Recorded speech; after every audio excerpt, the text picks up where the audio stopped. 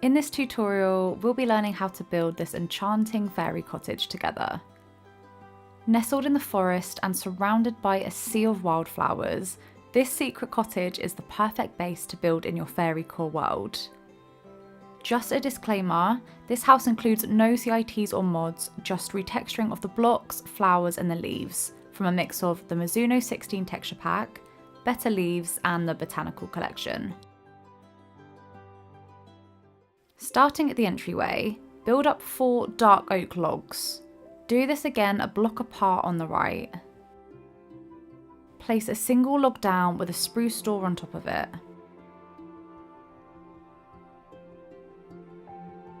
Now let's add a red stained glass block above the door. On the front of the glass block, place down a campfire and put it out with a tool like a shovel. We're now going to lay down 3 spruce stair blocks to lead into the house. For the walls, we're going to begin by adding 4 high dark oak logs to each corner of the house.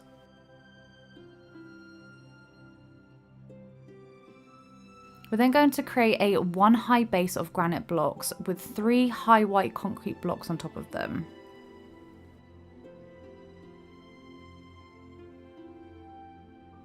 Where the logs are mapped out on the base outline, we're going to add 3x2 windows using red stained glass panes. This glass pane has a really beautiful mix of pinks, which goes hand in hand with the aesthetic of this cutesy fairycore home.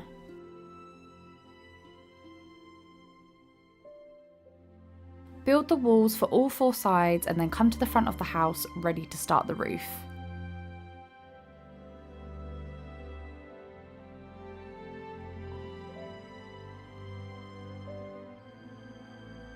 We're going to use our polished blackstone brick materials now, starting with the stairs. Put down 2 stair blocks on one side of the door and then another 2 on the other side. On both sides, fit a downwards facing stair block backing onto the ones we've just placed. Let's start the incline by adding a full blackstone block on top of the stairs. Place down some more stairs with the connecting ones facing downwards, like so.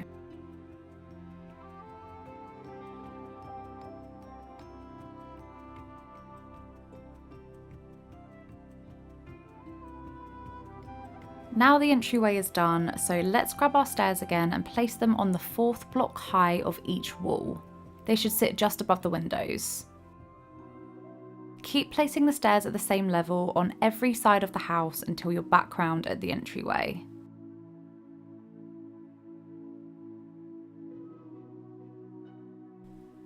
To begin sloping our roof, we're going to place down another row of stairs, which will sit on top of the concrete wall.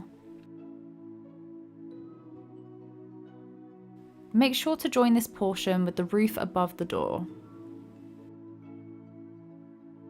Behind each of the stair blocks that we've just placed, add a full blackstone block.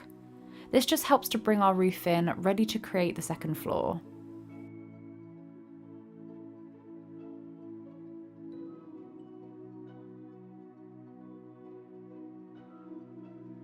Now, we want to build the walls and the roof for the upstairs room, which we'll do by adding another 2 blackstone blocks above the door and another 2 above the outside window pane.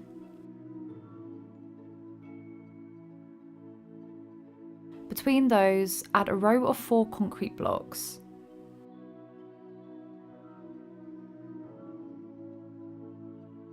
In the middle of the wall, build a 2x2 window. Use white concrete blocks to outline the window space to make a 4x4 wall. Then, take your blackstone blocks again and build up the side of the roof by adding 2 blocks either side of the white wall, so they line up with the top of the window. Similar to what we did for the roof of the entryway, let's go ahead and put some stairs on top with a downwards facing stair block backing onto them. Follow what I do here to heighten the roof by switching between normal and downward stairs and full blocks. Fill in your concrete wall as you go. It should amount to 6 blocks tall.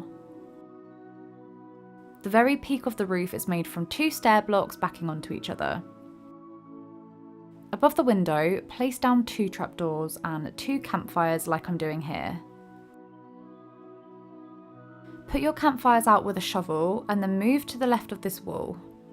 With our concrete blocks, we're going to make a 2x4 wall with a corner made of dark oak logs.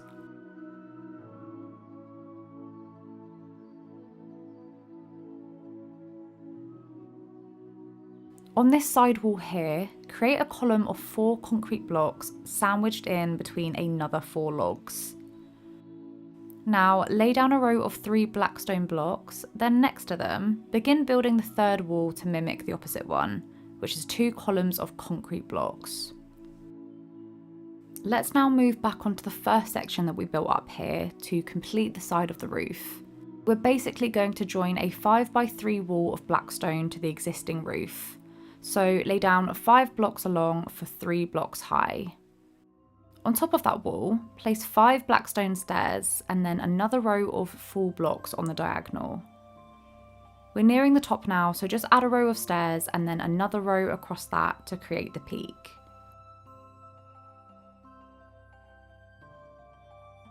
Bring out your white concrete to lay down the back of the wall. Like we did on the wall opposite, make a 4x4 square and then fill in the middle with glass panes.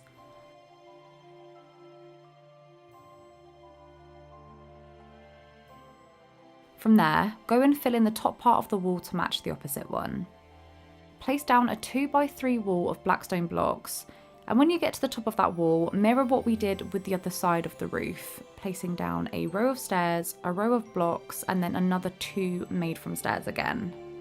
We're going to finish the overhang of the back roof now, so let's fill in any empty spaces with down-facing stair blocks. To complete this white wall like we did before, grab the trapdoors and campfire and set them above the window. Put the fires out with a shovel. We're almost done with the roof, we just need to fill in this empty middle section here by following the blocks either side.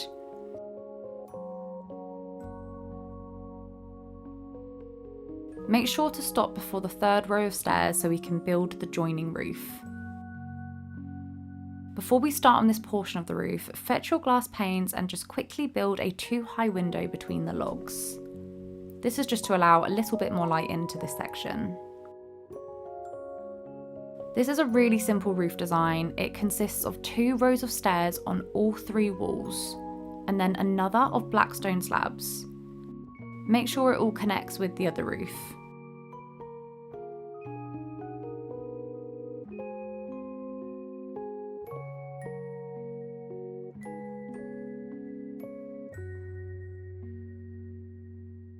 The house itself is 90% there, we just need to add some small details to the inside. With spruce planks, fill in the floor, including the little section by the entrance.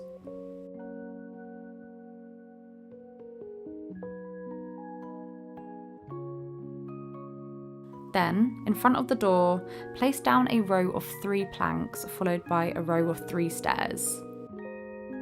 Fill in the ceiling with planks again, leaving 2 blocks in front of the side window for space to climb up the ladder.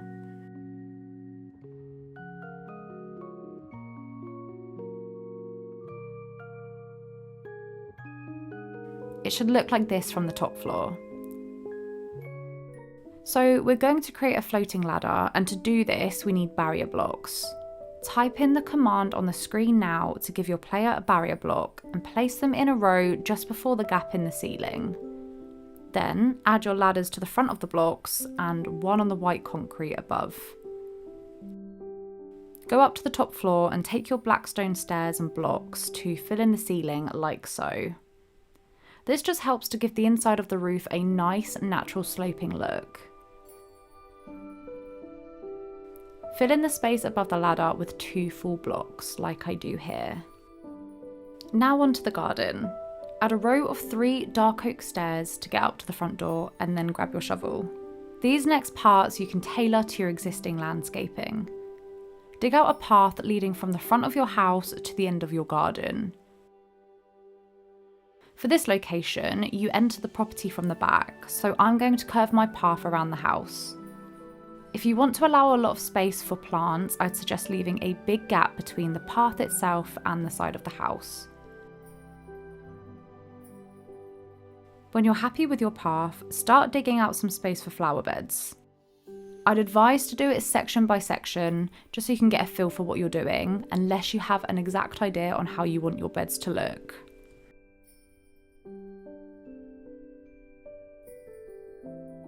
Have your coarse dirt to hand and fill in your planting area.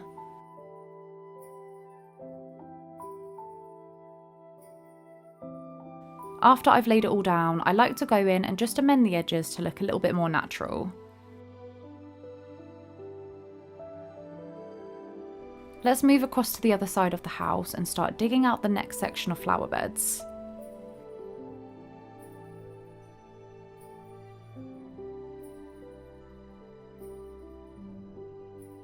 Fill in with coarse dirt and then grab your moss blocks and dot them around randomly between the dirt blocks.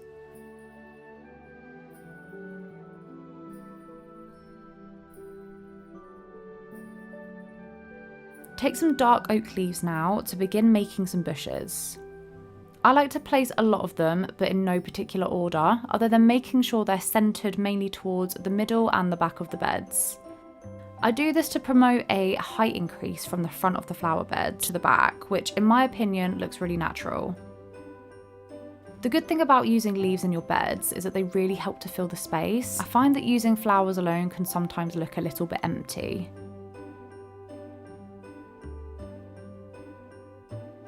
We're going to plant some flowers now, which is always a really fun task. You can use whichever flowers you like or go by a certain colour scheme if you have one in mind, but because this is a fairy cottage, I want it to look like a cottage garden that you might find in a fairy tale. So I want lots of different colours, heights and types of flowers.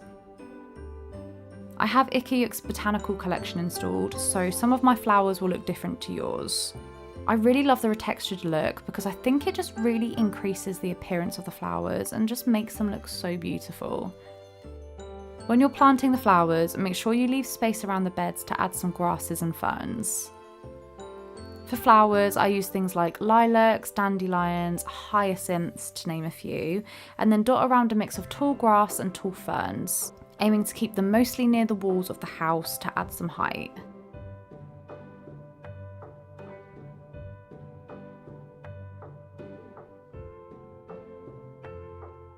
I use normal ferns and grass and small flowers like the common daisy at the front of the beds.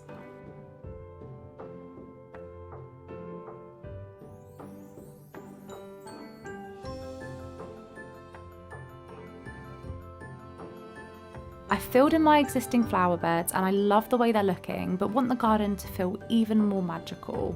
So I'm going to create some more flower beds around the sides of the house. As this is a vanilla tutorial and I won't be adding any furniture to this build, I'm happy with extending the beds quite a lot to fill up the space. And if you do have the space, I'd advise doing the same, as lots of flowers look so gorgeous with this build.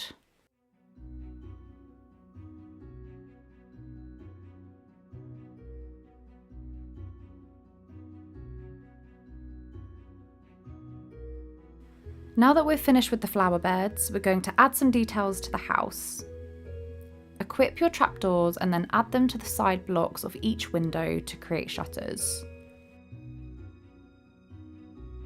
You may have to cut down some of the taller greenery by the ground floor walls to fit the trapdoors, but you can just replace them with another flower or plant.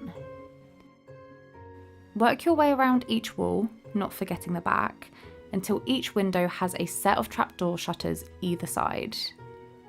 The only window I'd say to leave is the one on the top floor, which is sandwiched between the two oak log corners.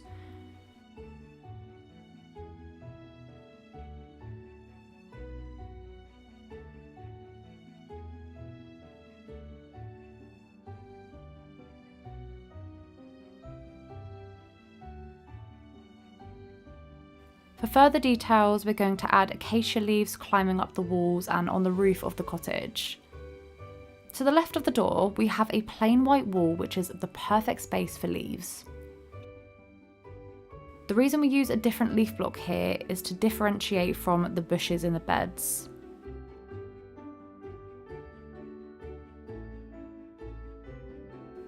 When it comes to placing the leaves, I add the blocks around randomly, but in a way that kind of flows with the shape of the roof.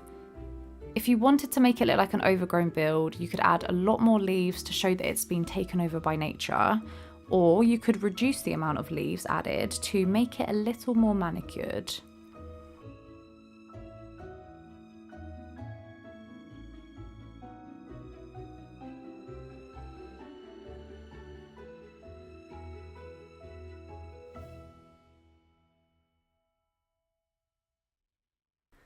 With our leaves in situ, we'll grab our saplings and place them in an almost semicircle shape around the house, adding bone meal to them as we go to help them grow.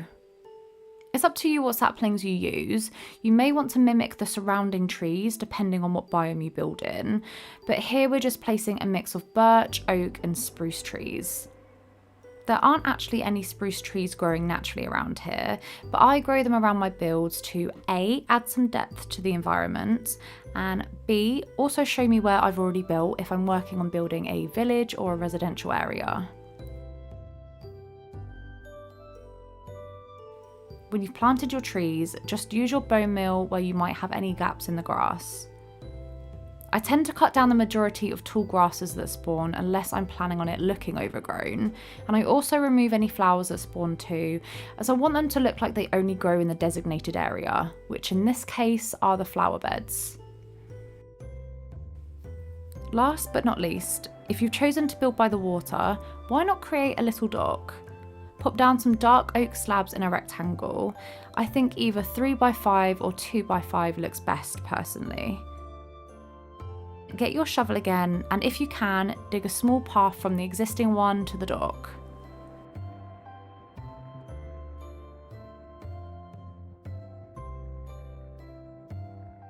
Get your spruce boat and place it at the end of the dock.